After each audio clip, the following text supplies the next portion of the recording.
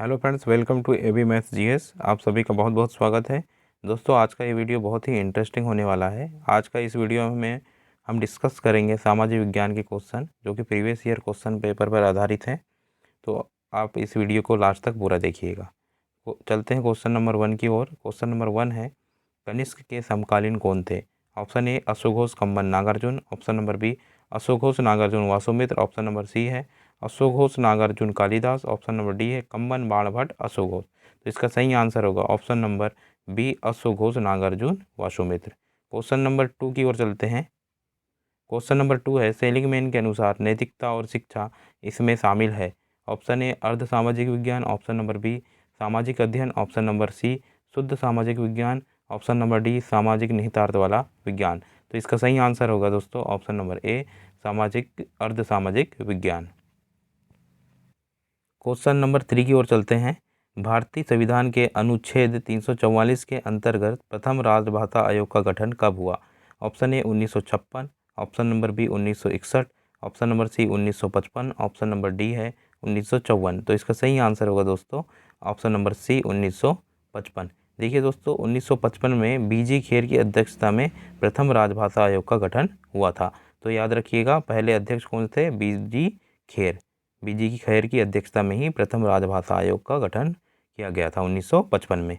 तो ये याद रखिएगा। क्वेश्चन नंबर 4 की ओर चलते हैं। भारतीय संविधान की 11वीं अनुसूची में पंचायतों के लिए कितने विषय निर्धारित किए गए हैं? ऑप्शन ए है 18, ऑप्शन नंबर बी है 21, ऑप्शन नंबर सी है 89, ऑप्शन नंबर डी है 29। तो इसका सही आंसर होगा दोस्तों ऑप्शन नंबर डी 29। देखिए दोस्तों, 11वीं अनुसूची है, इसमें हम पंचायतों के बारे में पढ़ते हैं। इसमें टोटल 29 विषय हैं। और 12वीं अनुसूची में नगर पालिका के बारे में हम पढ़ते हैं, जिसमें टोटल कितने विषय हैं? 18 विषय। तो ये याद रखिएगा कि पंचायतों के लिए 11वीं अनुसूची में 29 विषय हैं और 12वीं अनुसूची में नगर पालिका के लिए 18 विषय हैं। क्वेश्चन नंबर 5 की ओर चलते हैं। मध्य प्रदेश के किस जिले को कपास की खेती के कारण सफ़ेद सोने का क्षेत्र कहा जाता है? Option A Khargone, option number B Morena, option number C Vidisha, option number D Balaghat. इसका सही आंसर होगा दोस्तों ऑप्शन नंबर ए खरगोन। देखिए दोस्तों, मध्य प्रदेश में खरगोन ज़िले में कपास की सबसे ज़्यादा खेती की जाती है, जिस कारण से उसे सफ़ेद सोने का क्षेत्र कहा जाता है। देखिए दोस्तों, जो कपास का कलर होता है वो सफ़ेद होता है, इसलिए इस क्षेत्र को क्या कहा जाता है? मुरैना को सफ़ेद सोने का क्षेत्र कहा जाता है। क्वेश्चन नंबर 6 की ओर चलते हैं। क्वेश्चन नंबर 6 है, क्वेश्चन नंबर 6 की ओर चलते हैं। औपनिवेशिक भारत में भारतीय विधवाओं के लिए शारदा सदन स्कूल की स्थापना किसने की? Option A Sarojini Naidu, option number B Pandita Ramabai, option number C Dayanand Saraswati, option number D Mahadev Govind Ranade. तो इसका सही आंसर होगा option number B Pandita Ramabai. देखिए दोस्तों, पंडिता रमाबाई ने 1989 में शारदा सदन स्कूल की स्थापना कहाँ की थी? मुंबई में की थी। तो ये याद रखिएगा, शहर भी याद रखिएगा और सन भी याद रखिएगा। तो 1989 में मुंबई में शारदा सदन स्कूल की स्थापना पंडिता रमाबाई ने की थी। क्वेश्चन नंबर 7 की ओर चलते हैं। प्रार्थना समाज का संस्थापक कौन था? ऑप्शन ए है Ramakrishna Paramhansa, option number B Swami Vivekananda, option number C Atmaram Pandurang, option number D Dayanand Saraswati. इसका सही आंसर होगा दोस्तों option number C Atmaram Pandurang. Atmaram Pandurang ने दोस्तों 1867 में केशव चंद्र की प्रेरणा से मुंबई में प्रार्थना समाज की स्थापना की थी। अगर क्वेश्चन में पूछता है कि आत्माराम पांडुरंग ने प्रार्थना समाज की स्थापना किसकी प्रेरणा से की थी, तो ऑप्शन क्या होगा? केशव चंद्र सेन इसका सही आंसर होगा। क्वेश्चन नंबर 8 की ओर चलते हैं। लॉर्ड कर्जन के वायसराय होने के दौरान निम्न में से कौन सी घटना नहीं घटी थी? ऑप्शन ए बंगाल का विभाजन, ऑप्शन नंबर बी पुरातत्व विभाग की स्थापना, ऑप्शन नंबर सी द्वितीय दिल्ली दरबार, ऑप्शन नंबर डी भारतीय राष्ट्रीय कांग्रेस का गठन। तो इसका सही आंसर होगा ऑप्शन नंबर डी भारतीय राष्ट्रीय कांग्रेस का गठन। देखिए दोस्तों, भारतीय राष्ट्रीय कांग्रेस का जो गठन है 1885 में हुआ था, जो कि उस समय के भारतीय राष्ट्रीय कांग्रेस के अध्यक्ष कौन थे? A.O. ह्यूम थे। और बात करें ऑप्शन नंबर ए बंगाल का विभाजन, बंगाल का विभाजन 1905 में हुआ था, जो कि उस समय वायसराय कौन थे? लॉर्ड कर्जन थे। पुरातत्व विभाग की स्थापना और द्वितीय दिल्ली दरबार दोनों लॉर्ड कर्जन के समय में ही हुए थे, इसलिए इसका आंसर क्या होगा? ऑप्शन नंबर डी भारतीय राष्ट्रीय कांग्रेस का गठन। देखिए दोस्तों, भारतीय राष्ट्रीय कांग्रेस का गठन के समय भारत का वायसराय कौन था? Lord Dufferin. ये भी क्वेश्चन में पूछता है कभी कभी पेपर में कि भारतीय राष्ट्रीय कांग्रेस का गठन हुआ था तब उस समय तत्कालीन भारत के वायसराय कौन थे? तो आंसर आएगा लॉर्ड डफरिन। क्वेश्चन नंबर 9, नरम दल और गरम दल के बीच फूट कहाँ और किस वर्ष हुई? ऑप्शन ए है 1907 में कांग्रेस के सूरत अधिवेशन में, ऑप्शन नंबर बी है 1885 के कांग्रेस के बम्बई अधिवेशन में, या ऑप्शन नंबर सी 1886 में कांग्रेस के कलकत्ता अधिवेशन में, या फिर 1920 में कांग्रेस के नागपुर अधिवेशन में। तो इसका सही आंसर होगा 1907 के कांग्रेस के सूरत अधिवेशन में। नरम दल और गरम दल के बीच में फूट हुई थी 1907 के कांग्रेस के सूरत अधिवेशन में, और फिर बाद में कब मिले थे ये?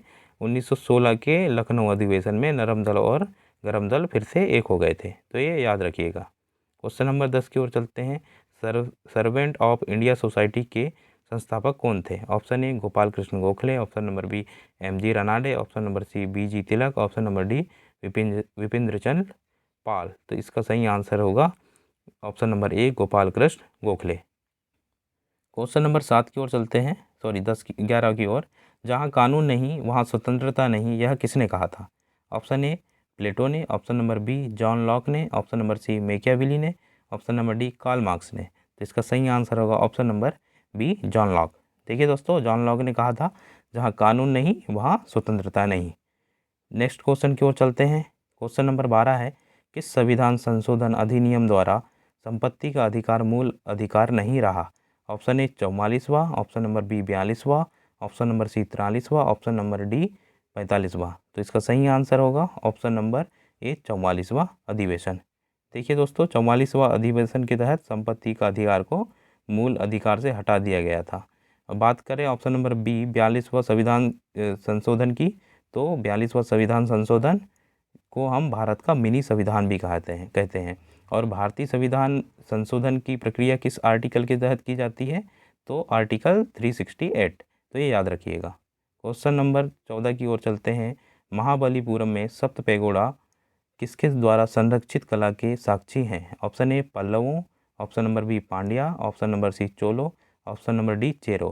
तो इसका सही आंसर होगा ऑप्शन नंबर ए पल्लवों। पल्लवों के द्वारा महाबलीपुरम के सप्त पैगोडों के संरक्षित कला के साक्षी माना जाता है। क्वेश्चन नंबर 14 की ओर चलते हैं। मनसबदारी प्रणाली किसके द्वारा आरंभ की थी? Option A Akbar, option number B Shahjahan, option number C Jahangir, option number D Babur. तो इसका सही आंसर होगा option number A Akbar. Next question की ओर चलते हैं। क्वेश्चन नंबर 15 है, सतपुड़ा और विंध्य के बीच कौन सी नदी बहती है? Option A Godavari, option number B Gandak, option number C Tapti, option number D Narmada. तो इसका सही आंसर होगा नर्मदा। देखिए दोस्तों, नर्मदा नदी जो है मध्य प्रदेश के अनूपपुर जिले के अमरकंटक स्थान से निकलती है।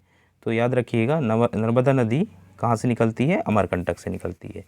देखिए दोस्तों, ये मध्य प्रदेश की सबसे लंबी नदी है, जिसमें सरदार सरोवर बांध भी बनाया गया है, जिसके सामने स्टैचू ऑफ यूनिटी भी बनाई गई है, सरदार पटेल की सबसे बड़ी मूर्ति। क्वेश्चन नंबर 16 की ओर चलते हैं। निम्नलिखित में से किस सम्राट ने तंबाकू को प्रतिबंधित किया था? Option A Akbar, option number B Jahangir, option number C option number C Babur, option number D Shahjahan. तो इसका सही आंसर होगा ऑप्शन नंबर बी जहांगीर। देखिए दोस्तों, जहांगीर ने तंबाकू को प्रतिबंधित किया था। क्वेश्चन नंबर 17 की ओर चलते हैं। लाल बहादुर शास्त्री की समाधि को किस नाम से जाना जाता है? Option A Shakti Sthal, option number B Shantivan, option number C Chitrabhumi, option number D Vijay Ghat. तो इसका सही आंसर होगा दोस्तों विजय घाट। इसको याद करने की ट्रिक है दोस्तों, जैसे कि लाल बहादुर शास्त्री के नाम से ही हम याद कर सकते हैं। देखिए दोस्तों, लाल बहादुर शास्त्री में वर्ड आता है बहादुर, और बहादुर क्या होते हैं? हमेशा विजयी होते हैं। तो इससे हम रिलेट कर सकते हैं कि लाल बहादुर शास्त्री की समाधि कहाँ है? विजय घाट में। ऑप्शन नंबर ए की बात करें, शक्ति स्थल की बात करें, तो शक्ति स्थल किसकी समाधि स्थल है? इंदिरा गांधी की। शांतिवन पंडित जवाहरलाल नेहरू की है, और चित्राभूमि किसकी है? डॉक्टर भीमराव अंबेडकर की। क्वेश्चन नंबर 18 की ओर चलते हैं। निम्नलिखित में से असम की बराक घाटी किसके लिए प्रसिद्ध है? ऑप्शन ए बांस उद्योग, ऑप्शन नंबर बी पेट्रोलियम उत्पादन, ऑप्शन नंबर सी है कुटीर उद्योग, ऑप्शन नंबर डी है चाय की खेती। तो इसका सही आंसर होगा ऑप्शन नंबर डी चाय की खेती। देखिए दोस्तों, असम की बात करें तो असम में सबसे ज़्यादा फेमस फसल कौन सी होती है? चाय की। तो इसका सही आंसर क्या होगा? चाय की खेती। क्वेश्चन नंबर 19 की ओर चलते हैं। भारत छोड़ो आंदोलन किस वर्ष शुरू हुआ? ऑप्शन ए है 1945, option number B 1942, option number C है 1930, ऑप्शन नंबर डी 1919। तो इसका सही आंसर होगा ऑप्शन नंबर बी 1942। देखिए दोस्तों, 1942 में भारत छोड़ो आंदोलन किया गया था और 1930 में सविनय अवज्ञा आंदोलन शुरू किया गया था। ऑप्शन नंबर डी की बात करें, 1919 13 अप्रैल 1919 में भारत में जलियांवाला बाग हत्याकांड जो कि अमृतसर में हुआ था, इसके दोषी कौन था? जनरल डायर था। तो ये याद रखिएगा कि 1919 में जलियांवाला बाग हत्याकांड हुआ था। क्वेश्चन नंबर 20 की ओर चलते हैं। चालकोलिथ युग को किस नाम से भी जाना जाता है? ऑप्शन ए नियोलिथिक युग, ऑप्शन नंबर बी ताम्र युग, ऑप्शन नंबर सी पाषाण युग, ऑप्शन नंबर डी लोह युग। तो इसका सही आंसर होगा ऑप्शन नंबर बी ताम्र युग। इस प्रकार दोस्तों हमने टोटल सोशल साइंस के 20 क्वेश्चन को सॉल्व किए जो कि प्रीवियस ईयर क्वेश्चन पेपर पर आधारित थे। मिलते हैं अगले वीडियो में।